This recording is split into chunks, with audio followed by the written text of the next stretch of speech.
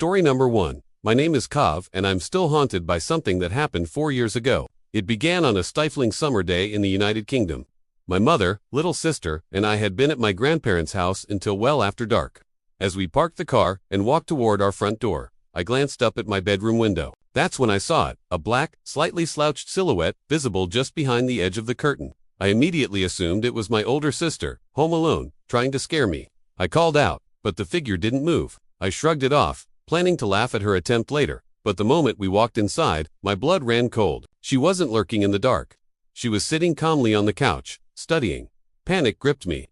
I knew I had seen someone or something staring down at me. It couldn't have been my brother. He was already asleep for work. Hesitantly, I crept upstairs and flicked on the light. The room was perfectly normal. Nothing was out of place. I broke down, sobbing to my mother, who let me sleep in her room that night. The corpse in the apartment weeks later. When I finally moved back into my room, a new terror began. My sister and I noticed a pervasive rotting smell. At first, only my mother picked up on it, questioning us about our but the stench intensified, especially in the heat of the day, fading slightly at night. Soon, everyone in the family noticed it. Thinking a rat had died in the wall, my stepdad broke open a shelf, but there was nothing. The smell drove my mother crazy.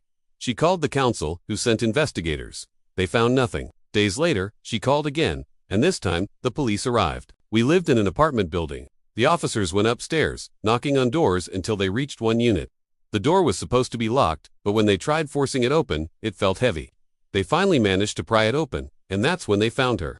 Behind the door lay the body of an elderly woman. The smell we had been breathing for weeks instantly overwhelmed one of the officers, who rushed outside to throw up. She had been dead for days. My mother later sat us down, her voice quiet and heavy. "Girls," she told us, "that smell you've been inhaling was a corpse." We were in utter shock. They were unsure how she died, perhaps a heart attack or a stroke, right behind her own front door. The saddest part, she had no family. She lived alone, and she died alone. To this day, I can't shake the feeling that the silhouette I saw in my bedroom window was her. Was she reaching out? Is she still in that room with me? Story number 2. My family has a deep history of horror and tragedy, stretching back decades. The earliest story I vividly remember was told to me by my mother, Lydia. It was the late 90s in Puerto Rico. My mother was 15, and her best friend, Carmen, was a huge part of her life. They were inseparable. One afternoon, while they were playing outside, a man approached them. He wasn't a creepy stranger. He was tall, handsome, and well known throughout the town and the local church for his kindness. Everyone, including the girls, trusted him. "Hey Lydia, hey Carmen, what are you girls doing?" he asked with a warm smile. They chatted until he sighed dramatically. "My fridge is broken at my house, and no one will help me move it," he lamented.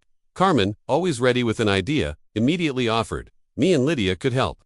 His face lit up, but my mother instantly felt uneasy. "Carmen, we've never been to his house. Your parents would kill us," she whispered. "Besides, he's a strong man. Why would he need our help?" Carmen simply rolled her eyes.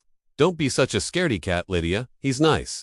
I'll go myself if you won't." Before my mother could protest again, Carmen was walking toward the man's car. My mother froze, unable to move or call out. She stood there, watching as Carmen waved from the passenger window, and the car drove away. The next day, Carmen didn't come home. Her parents soon arrived at our house, frantic.